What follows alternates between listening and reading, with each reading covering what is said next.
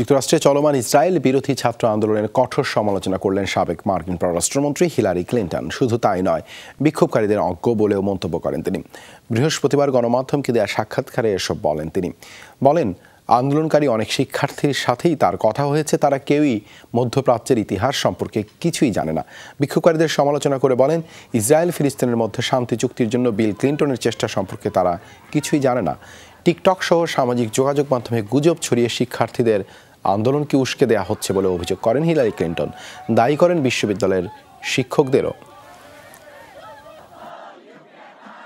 মধ্যপ্রাচ্য বা যুক্তরাষ্ট্র সহ বিশ্বের অনেক জায়গারই ইতিহাস সম্পর্কে তারা কিছুই জানে না। ইসরায়েল আর ফিলিস্তিনিদের শান্তি চুক্তির জন্য আমার স্বামী বিল ক্লিন্টনের চেষ্টা সম্পর্কে অজ্ঞাত তারা। শিক্ষক আর সামাজিক যোগাযোগ মাধ্যমগুলোতে যারা গুজব ছড়াচ্ছেন তাদেরকে দায়ী করা উচিত। মধ্যপ্রাচ্য নিয়ে যা দেখানো আর শেখানো হচ্ছে তা ভুল।